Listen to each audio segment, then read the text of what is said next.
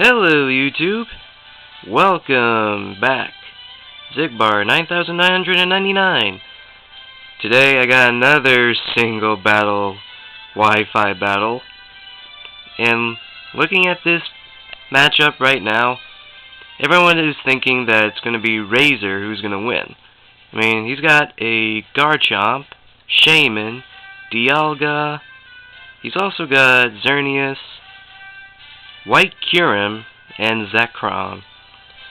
And going up against that, an Electivire, Delphox, Serperior, Greninja, Malamar, and Hawlucha.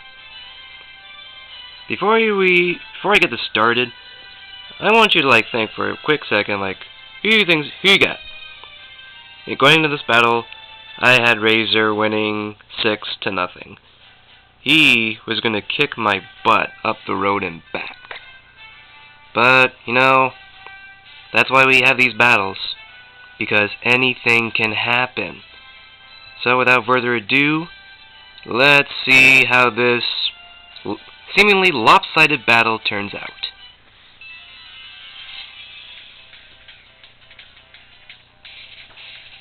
Razor is issuing a challenge.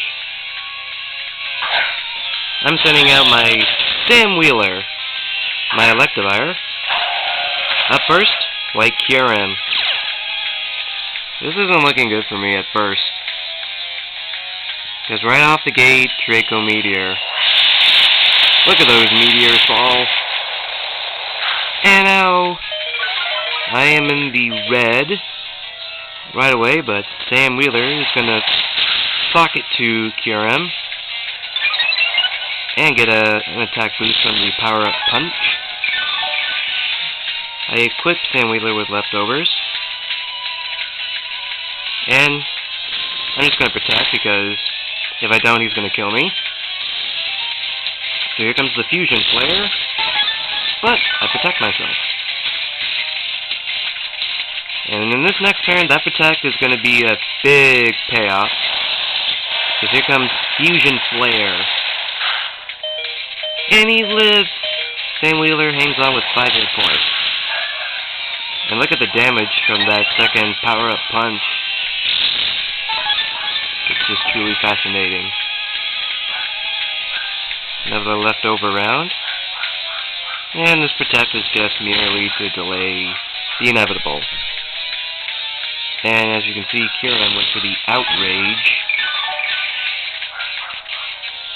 So I'm expecting the next turn for Sam Wheeler, the bravest Electivire I've ever seen, to go down to a Kyurem Outrage. So well done, Sam Wheeler. Rock on, Electivire. Here comes Katrina, my female Hawlucha. And check this out. One flying press. Bada boom, bada bing. White Kyurem hits the floor. But upon seeing that Zekrom come on out, I figured Katrina better retreat and hang back for a while. So up next, Elizabeth. This is like a Gen 5 flashback. It's beautiful, but Elizabeth hangs on, takes the Fusion Bolt pretty well, and is able to outspeed Zekrom and set off the Leech Seed. Next up is Flash Cannon. There is the Leech Seed damage. Helps to replenish some health for Elizabeth, getting her back to 84 hit points. Here I go for the Coil, and hoping to boost attack, defense, and accuracy. Here comes Dragon Claw. And with 30 hit points, Elizabeth still hangs on.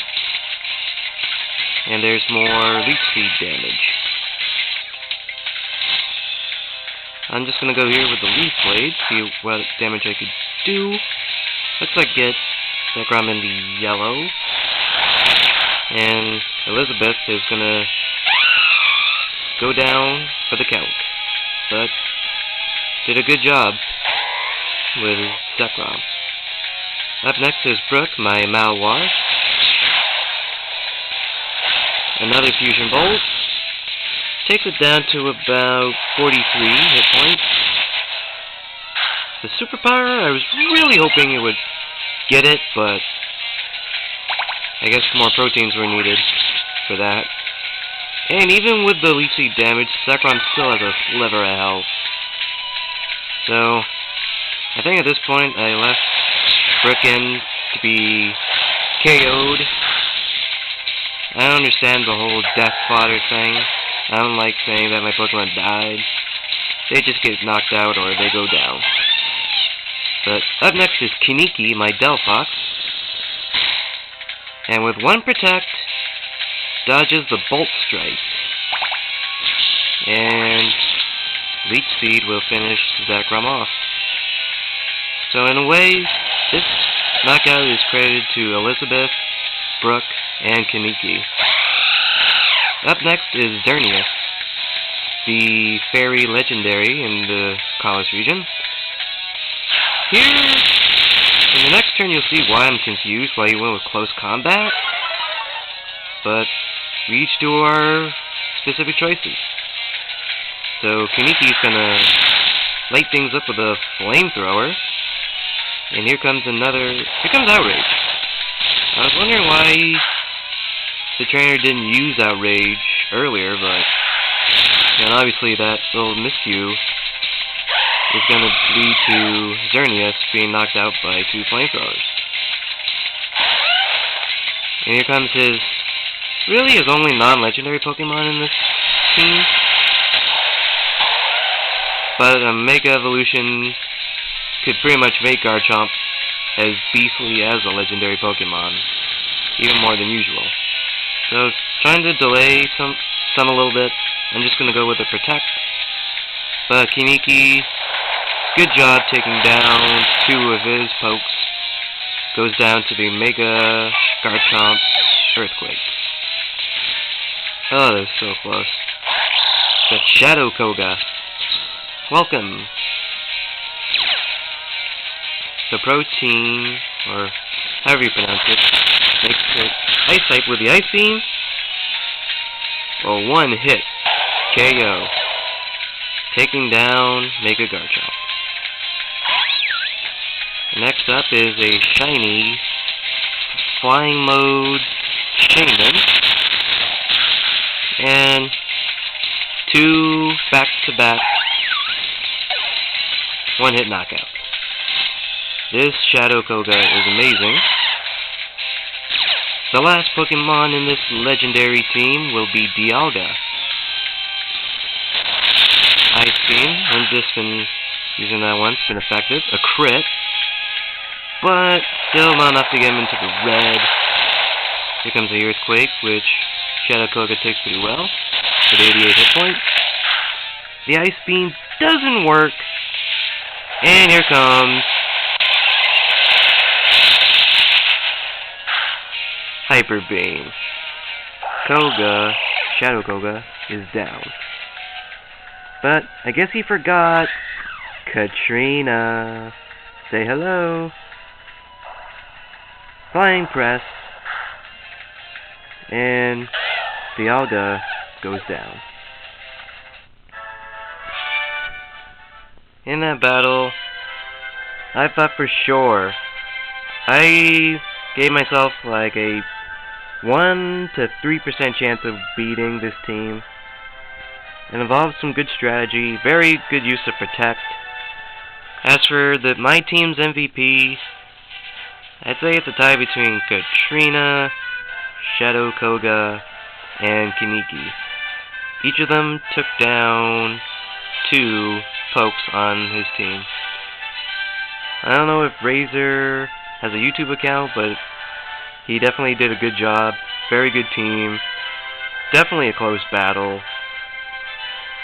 I'm very proud to get this win. Of course, I'll probably never get another battle like this, where I have this substandard team compared to that Uber team. Oh well. It's a win. I'll smile, I'll take it. I'll say good game to Razor.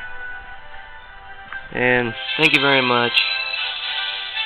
Tell me in the comment section if you want, who do you think was the MVP of my team? Comment, rate, subscribe. No, comment, rate, subscribe. Thank you very much. Zigbar9999. Have a good one, everybody.